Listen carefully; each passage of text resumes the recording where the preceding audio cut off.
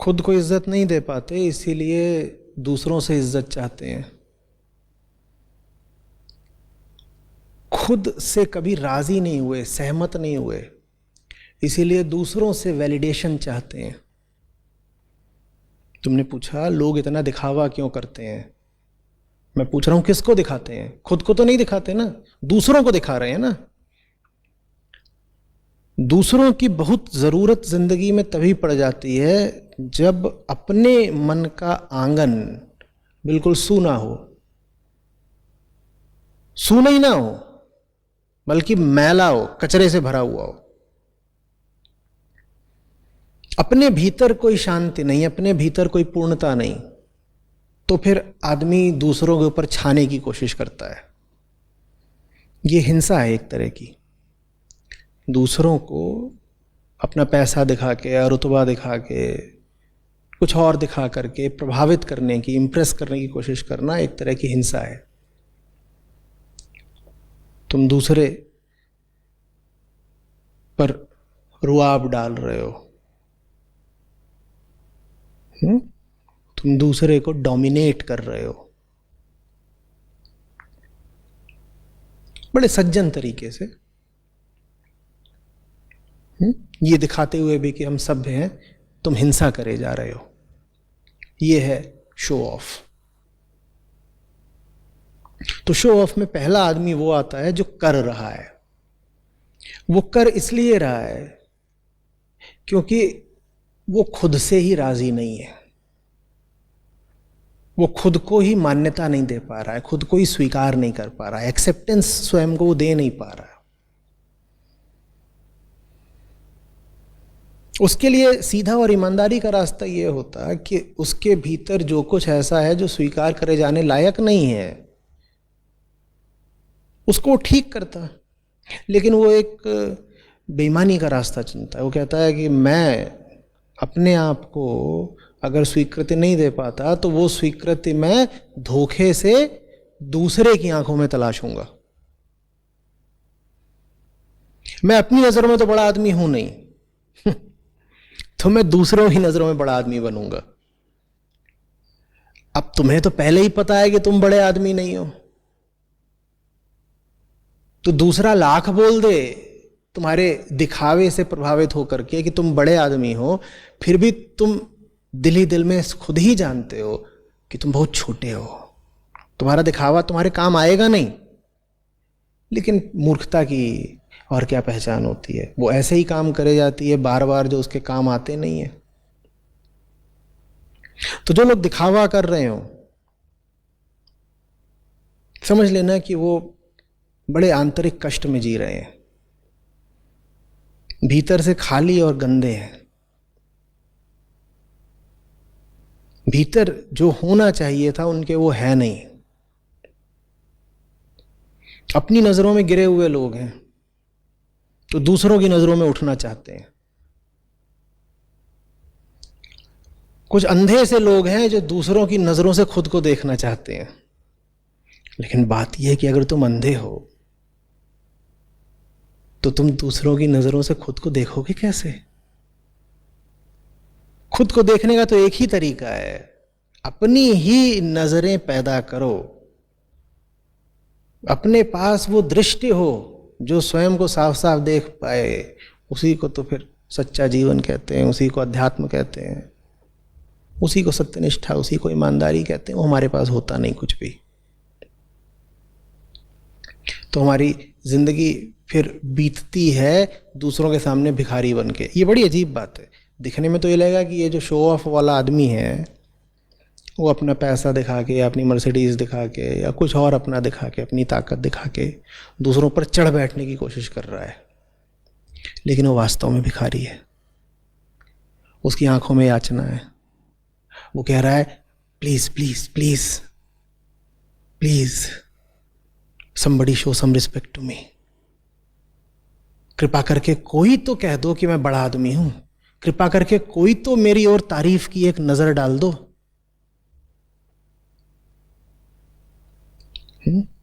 उसको जब देखो तो ऐसे मत देखो कि कोई आया है तुम पर वर्चस्व जमाने। तुम्हारे ऊपर चढ़ बैठने। उसको ऐसे देखो कि तुम्हारे सामने एक भिखारी खड़ा है जो भीख में तुमसे सम्मान मांग रहा है। एक भिखारी वो होता है जो सड़क पे आता है, कहता है 2 रुपया 10 रुपया दे दो। वो आता है, वो तुम्हारी कार के शीशे पे ऐसे ठक ठक करके पैसा मांगता है। एक सड़क का भिखारी है जो तुम्हारी कार खटखटाता है, और एक दूसरा और बड़ा भिखारी है जो तुम्हें अपनी कार दिखाता है।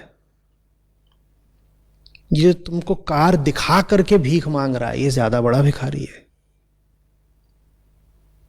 इसकी गरीबी की कोई इंतहा नहीं। वजह समझो, जो सड़क का भिखारी है उसके बस हाथ खाली है। ये जो मर्सिडीज के अंदर बैठा हुआ भिखारी है, इसका दिल खाली है, बहुत बड़ा भिखारी है। इसलिए इसे इतना दिखावा करना पड़ता है। जो तुम्हारी कार का शीशा खटखटाता है वो भी दिखाता है ना तुम्हें। क्या दिखाता है? वो तुम्हें अपना पसरा हुआ हाथ दिखाता है ऐसे, या भिखारन है तो तुम्हें अपना फैला हुआ आंचल दिखाती है ना। वो भी कुछ दिखा के ही भीख मांगते हैं। वैसे ही ये जो बड़ा वाला भिखारी है, ये तुम्हें अपनी शोहरत, अपना पैसा, अपना रुतबा, कई बार अपना ज्ञान, ये सब दिखा करके भीख मांगते हैं। दोनों ही दिखा के ही भीख मांग रहे हैं, दोनों का ही आंचल सूना है। जो बड़ा भिखारी है उसके लिए तो बिल्कुल ही कोई उम्मीद नहीं।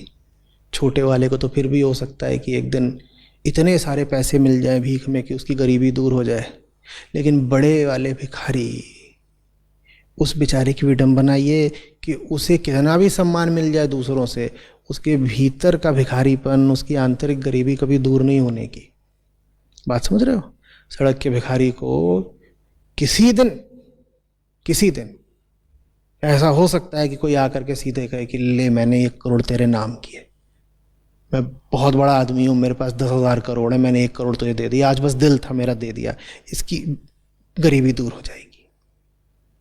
लेकिन ये जो दिल से गरीब है, जो दूसरों को इम्प्रेस करने की कोशिश करता रहता है, इसको तुम कितना भी सम्मान दे दो, इसकी गरीबी जस की तस रहेगी, बल्कि बढ़ती जाएगी।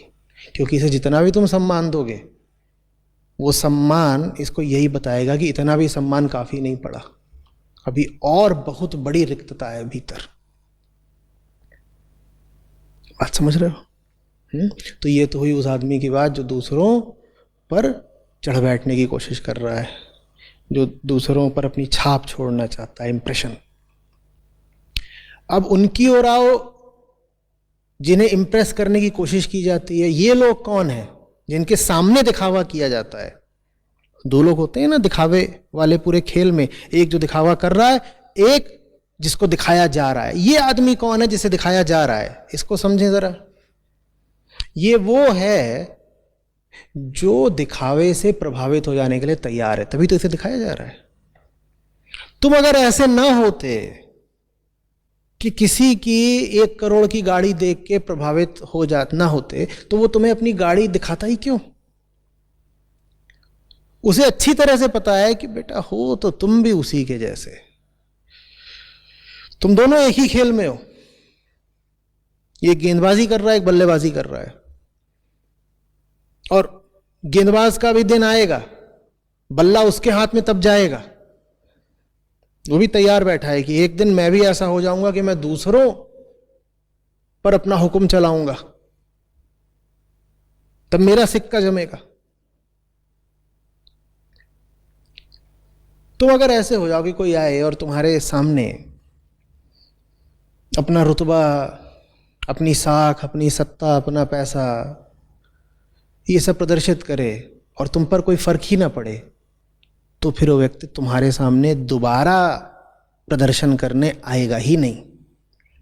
वो बार बार तुम्हारे सामने आकर के इसीलिए अपनी चीज़ों का, अपने रुतबे वगैरह का प्रदर्शन करता है क्योंकि पिछली बार जब उसने तुम्हें अपना नया फ़ोन दिखाया था तो तुम्हारी आंखों में एक विचित्र भाव उभर आया था। वो भाव उसने पढ़ लिया। इधर तुमने जेब से अपना नया फ़ोन निकाला 2 लाख रुपए का, और उधर देखने वाले की आंखें बिल्कुल ऐसे फैल गईं पुतलियां जाकर के सीधे फोन से ही चिपक गई। जिसने फोन खरीदा था उसने कहा मेरा 2 लाख रुपया खर्च करना वसूल हो गया। ये पैसे मैंने खर्च ही इसीलिए करे थे कि जो मेरा ये फोन देखे वो बिल्कुल उसी समय मेरे सामने दंडवत हो जाए, लौट जाए, मेरा लोहा मान ले। तुम्हारी आंखों में वो दयनीयता ना आई होती, तुम्हारी आंखों में याचक का भाव ना उभरा होता, तुम्हारे चेहरे पर उस फोन की छाप ना पड़ गई होती, तो व्यक्ति फिर तुम्हारे सामने दोबारा नहीं आता अपने फोन का या अपनी गाड़ी का या अपने बंगले का या अपनी किसी और चीज का प्रदर्शन करने के लिए। तुम इनसे जितना प्रभावित होते रहोगे ये तुम्हें उतना ज्यादा प्रभावित करने की कोशिश करते रहेंगे। बात सीधी है। हम क्यों हैं ऐसे कि विद्वत्ता हमें प्रभावित नहीं करती, चकाचौंध हमें प्रभावित करती है? पूछो तो अपने आप से। अब चकाचौंध से प्रभावित होने वाले तुम खुद बन गए हो। तुमने अपना निर्माण इस तरह से कर लिया है कि ग्लैमर तुम्हें बहुत इंप्रेस करता है, प्रभावित करता है, ऐसे तुम बन गए हो। अब तुम्हारे सामने कोई ग्लैमर आता है, अपना चमकाता है ग्लैमर, और फिर तुम्हें प्रभावित करता है, तो शिकायत कैसी? तुम खुद अपनी मर्जी से चुनाव करके ऐसे बने हो ना कि कोई भी तुम्हारे सामने चमकदार चीज आती है, चाहे इंसान चाहे सोना, तुम तुरंत लालायित हो जाते हो, लार टपकने लगती है। तो फिर लोग तैयार हैं तुम्हारी लार टपकवाने को, क्योंकि जिसकी लार टपक गई किसी चीज को देखकर वो उस चीज का गुलाम हो गया, और बहुत तैयार है तुम्हें गुलाम बनाने को। गुलाम बनवाने में तो फायदा ही फायदा। तुम्हारी जिंदगी में सच्चाई की कीमत नहीं, तुम्हारी जिंदगी में सरलता की कीमत नहीं,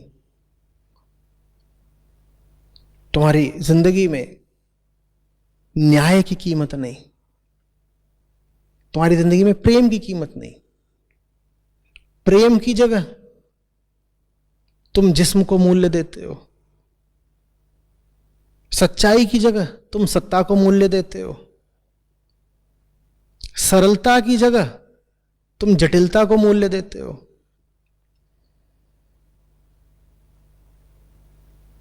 सत्य की जगह तुम ऊपरी चकाचौंध को मूल्य देते हो। यह सब तुमने ही किया है ना अपने साथ। तो अब क्यों कह रहे हो कि लोग आते हैं? और जब भी मैं देखता हूं कि कोई चकाचौंध का बड़ा आयोजन करके दूसरों पर छा रहा है, तो एक बात मन में आती है ये कि they are getting what they deserve. ये जो लोग हैं, एक आदमी वो मंच पे चढ़ा हुआ है और मंच पर उसने भीड़ को इंप्रेस करने का सारा इंतजाम कर रखा है।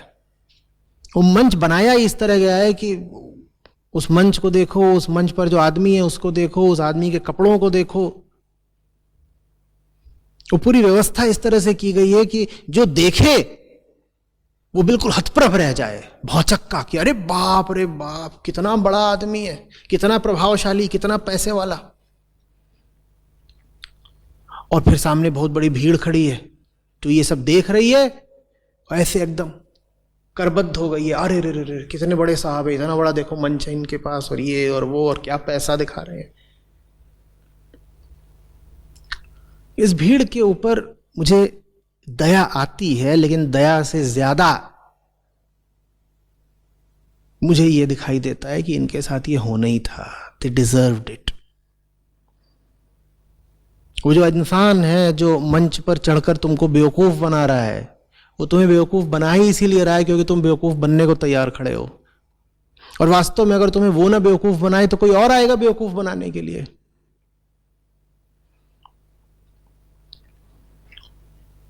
तुमने खुद बुद्धिमानी का रास्ता छोड़ रखा है।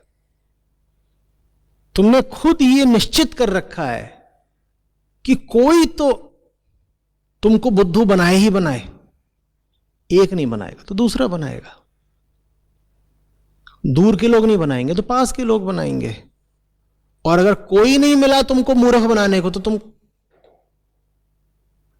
स्वयं को मूर्ख बनाओगे। ये आजमा के देखना। जो लोग तुम्हें बहुत इम्प्रेस वगैरह करना चाहते हो, तुम उनसे इम्प्रेस होना छोड़ दो, तुम पाओगे वो तुमसे खुद ही दूर हो गए। क्योंकि उनका और तुम्हारा रिश्ता ही शिकारी और शिकार का था। तुम शिकार होना छोड़ दो, शिकारी तुम्हारे करीब आना छोड़ देगा।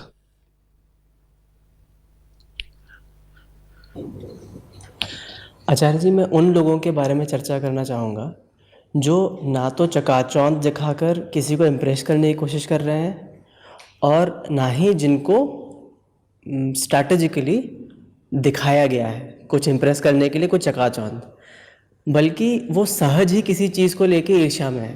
जैसे मैं मर्सिडीज़ को ले के इम्प्रेस हो जाऊँ तो वो तो ठीक है, मर्सिडीज़ दिखाई गई, मगर कुछ लोग होते हैं जो आपके पास ऑल्टो ही है, मगर आपको ये लग रहा है कि ये तो मेरे को इम्प्रेस करने के लिए या मेरे को नीचा दिखाने के लिए मेरे लिए एक चीज़ लाया है, और आपस में ही वो ना ही दिखाया गया है मगर वो ईर्ष्या के मारे वो अपने लिए भी ऑल्टो लेके आया है या अपने लिए बड़ी गाड़ी लेके आ गया है। तो ये किस तरीके का है? इनको तो कुछ भी नहीं किया गया है, ये सहज ही अपने आप में ही। नहीं, ये उसी कोटि के लोग हैं जिनकी अभी हमने चर्चा करी, भीतर से खाली लोग। देखो, जो आदमी दूसरों को पैसा या गाड़ी दिखा करके इम्प्रेस करने की कोशिश कर रहा है, वही वो आदमी है जो दूसरों का पैसा या गाड़ी देख करके खुद भी इम्प्रेस हो जाता है, फिर ईर्ष्या में चला जाता है, तुलना करता है 100 तरीके से। ये सब, ये आदमी तो दोनों एक ही है ना। इन दोनों आदमियों में साझी बात क्या है? इन दोनों आदमियों में साझी बात ये है कि ये पैसे और गाड़ी को बहुत ज़्यादा मूल्य देते हैं, क्योंकि इनकी ज़िंदगी में और कुछ है ही नहीं मूल्य देने लायक। ये किसी दूसरे इंसान से मिले, ये कोई उससे ढंग की बात कर सकते हैं? ये क्या बात करेंगे कि तुमने दोस्तोस्की को पढ़ा है क्या? ये क्या बात करेंगे कि बताओ सारे उपनिषदों में से किस उपनिषद ने तुम्हें सबसे ज़्यादा प्रभावित किया? ये बात करेंगे? इनके पास कुछ है ही नहीं बात करने को। तो इनके पास बात करने के लिए बस यही होता है, चाहे वो दूसरे से बात करनी हो, चाहे अपने भीतर ही भीतर बात करनी हो, यही होता है कि किसके पास कितना पैसा है, कितनी गाड़ी है। अब ऐसे में ये होगा कि कई बार, जैसा तुम कह रहे हो, कि कोई नहीं भी चाहता कि सामने वाले पर हम अपनी छाप छोड़ें, या सामने वाले पर छा जाएं, इम्प्रेस कर दें उसे, शो ऑफ करें, लेकिन फिर भी ये उसको देख करके जलन में आ जाएंगे। हो सकता है एक आदमी बड़े साधारण सहज तरीके से ही इनके सामने से निकल गया अपनी गाड़ी लेकर के, उसे पता भी नहीं चलेगा पीछे से उसकी गाड़ी देख के कौन कौन बिल्कुल जल गया। ये जल इसलिए गए क्योंकि इन्हें जिंदगी में बस चीज़ें ही यही पता है, और कुछ होता है जिंदगी में तो उसकी कदर करते हैं ना। जिंदगी में और कुछ है ही नहीं। जब ऊंची चीज़ें नहीं होती हैं जिंदगी में, तो ये घटिया चीज़ें ही आपकी ज़िंदगी बन जाती हैं। मैं नहीं कह रहा हूँ कि पैसे का कोई मूल्य नहीं, मैं नहीं कह रहा हूँ कि कोई गाड़ी न चाहे गाड़ी घटिया होती है। मैं कह रहा हूँ गाड़ी किसी मंजिल तक पहुँचने के लिए होती है, आपको पता भी है सही मंजिल क्या है। मैं कह रहा हूँ पैसा कोई चीज़ खरीदने के लिए होता है, आप जानते भी हैं कि कौन सी चीज़ मूल्यवान है। जब आपके पास ये बोध नहीं होता तो आप पैसे से सही चीज़ खरीदने की जगह पैसे को ही मूल्य देना शुरू कर देते हैं। एक तो चीज़ ये होती है कि भाई वो चीज़ खरीदो, उस चीज़ को मूल्य दो जो पैसे से आ सकती है। पैसा तब एक साधन है, एक निमित्त है। और एक चीज़ ये होती है कि हम कुछ नहीं जानते कि दुनिया में कौन सी चीज़ पाने लायक है, तो पाने का जो जरिया था हमारे लिए बस वही पाने लायक रह गया। पाने का जरिया था पैसा, वो जरिया ही बस पाने लायक रह गया है। उस जरिए से क्या पाना ये हमें पता नहीं। गाड़ी से कहाँ जाना हमें पता नहीं। गाड़ी हमारी रोज निकलती जाती सब गलत जगहों पर है, पर गाड़ी चमकदार है। गाड़ी 1 करोड़ की है, होगी 1 करोड़ की गाड़ी। देखो तो सही कि उस गाड़ी की तुम्हारी जिंदगी में जगह क्या है, उस गाड़ी का तुम्हारे जीवन में उपयोग क्या है। उपयोग तो सब गलत है। तो अध्यात्म इसीलिए ज़रूरी होता है कि सबसे पहले आप ये समझ पाओ कि किस चीज़ को कीमत देनी है, किस चीज़ को नहीं देनी है। हम सोचते हैं अध्यात्म का मतलब इधर उधर की 50 चीज़ों से है, जंतर मंतर जादू टोना, बिल्कुल बेवकूफ़ी की बात है ये। अध्यात्म का मतलब सबसे पहले इस बात से है कि सीखो कि ज़िंदगी में क्या मूल्यवान है और क्या मूल्यहीन है, और जो चीज़ मूल्यहीन है उसके पीछे पड़ के जीवन खराब मत कर देना।